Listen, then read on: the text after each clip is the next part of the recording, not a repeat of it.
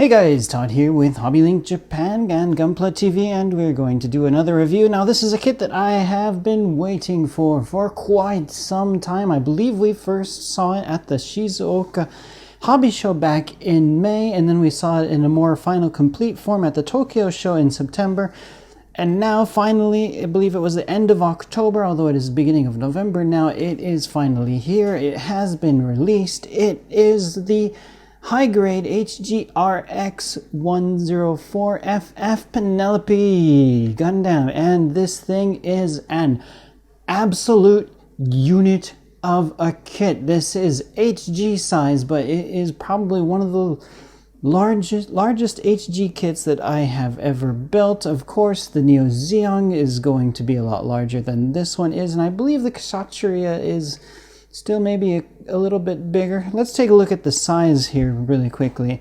Now I have here, this is the recently released Earth 3 Gundam from the Re-Rise Build Divers series, and you can see, although to be fair, this Gundam is quite a bit shorter than your normal Gundam, but these are both the same scale, HG, so they would both be 1/144th, so that is quite a nice size comparison, I think. But maybe a more realistic size comparison for the suit is going to be, now this one was built by Sid back in the day. Let's bring out the master grade Sazabi here, and you can kind of see that the Penelope is actually just about as tall. I think the Sazabi maybe just still a tad bit taller, but yeah, the Master Grade Sazabi and the Penelope are just about the same size. So if that gives you a good sense of just how large this kit is, and it's a big one. So gonna let it kind of just rotate around here on the table so you guys can get a good look at all the different angles, front and back of this kit. And let's just go ahead and start talking about it while we're looking at it here. So this, as it is built, this is as when you're looking at the manual, and if you're building it as instructed by the manual, first it's going to have you build the Gundam that's on the inside. I believe they call it the Odysseus Gundam, so we'll take a look at that later. And then also we have the FF, the Fixed Flight Unit. So they're both combined right now, and combined the two gives you the Penelope. So that is quite an awesome looking kit.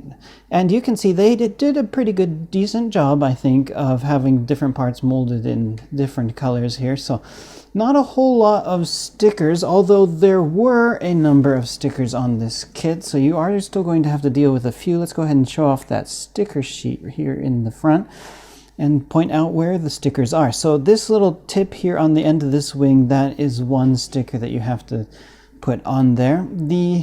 Up here on the top, these two red parts in the front, these are also going to be stickers, as well as the blue sticker there in the front, and the two kind of shiny reflective, what would you call those, sights there on the chest. Those are also going to be stickers, as well as, of course, his eyes. And there's a couple of gray stickers. I believe they're here in the shoulder. Maybe I'll go ahead and take him off just to maybe get a closer look at that, see if we can get a focus on there. So a little bit of gray stickers on the inside there.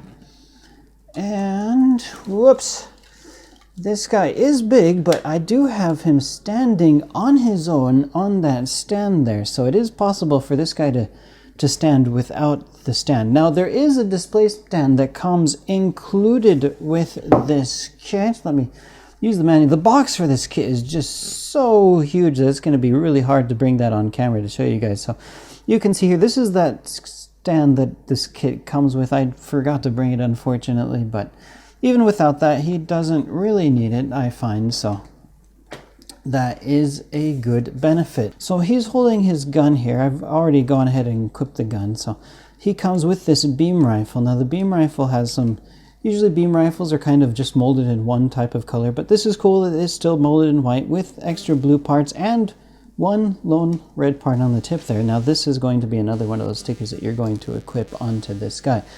All right, so let's go ahead and take a look at, let's take a closer look at this guy. Maybe talk a little bit about his movement and the poseability of this kit. So I'm a big fan of kits that are really sturdy and you're going to be that will be able to hold their poses really well. And unfortunately, this kit, it's not really going to be able to hold its poses so well. I do find the joints are kind of really loose feeling on this kit, so you will have to be cautious about that.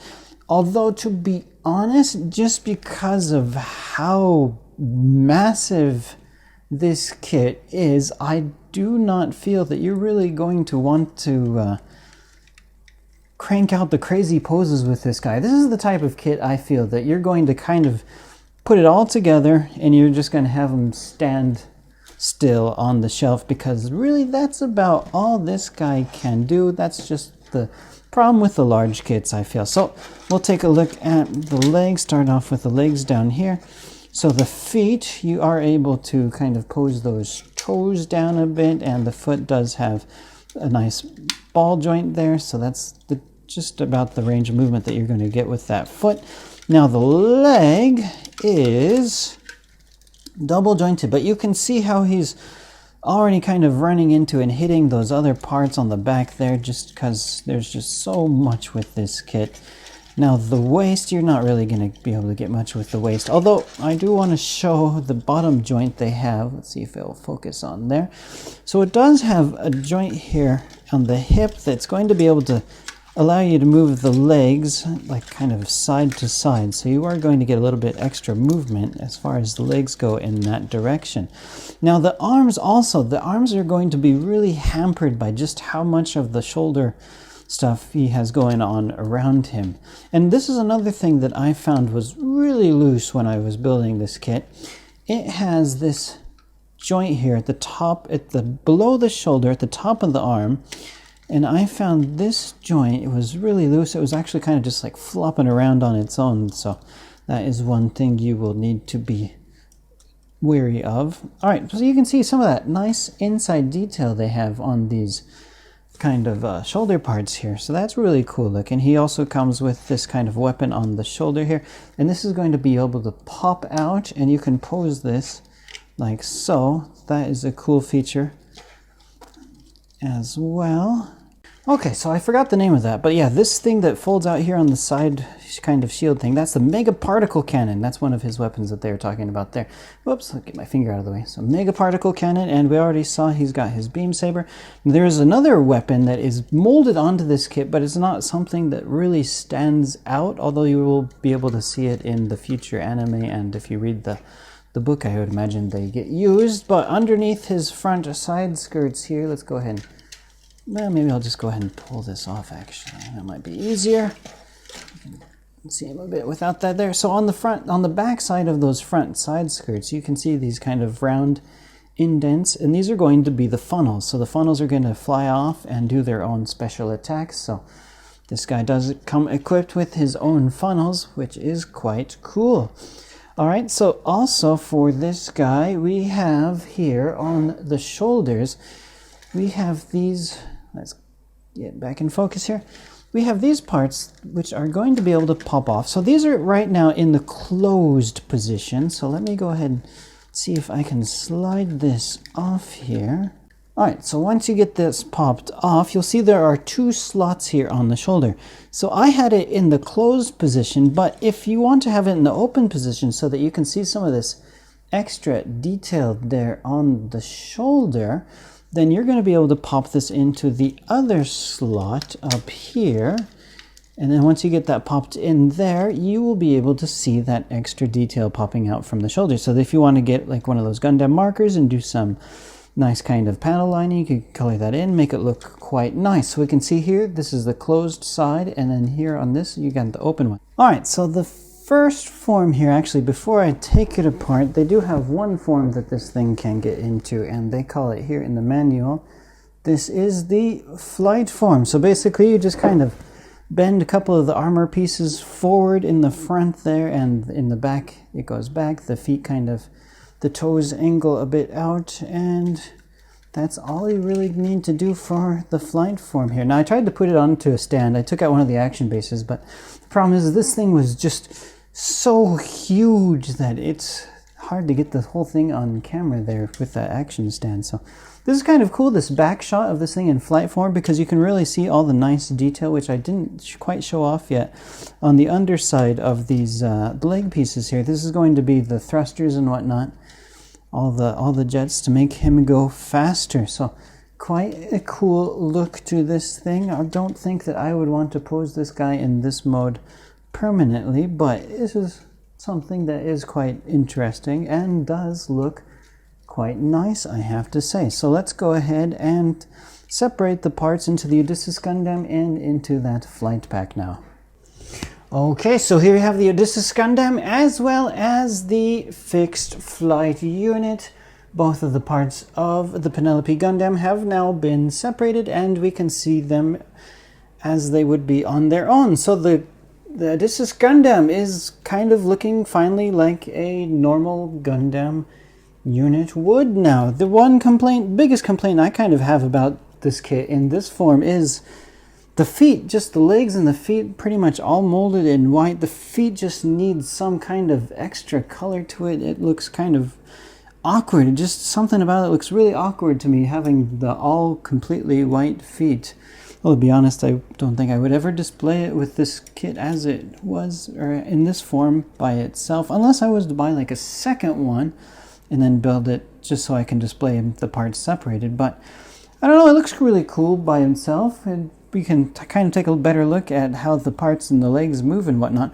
Now, when you have it in the Odysseus form, there is one part that you're going to change between Penelope and the Odysseus form. Is the Penelope, you're going to have this kind of wider hip joint, so you're going to have to swap out that center hip joint there to get it back into the Odysseus form, unless you want to have the legs kind of sticking out a bit further. So there is that, but not a whole lot to talk about this guy as he is in this form. It does have some nice kind of panel lines that you can finally appreciate once it is out of that giant flight form there on the chest, as well as we can finally kind of take a look at his head and his face here.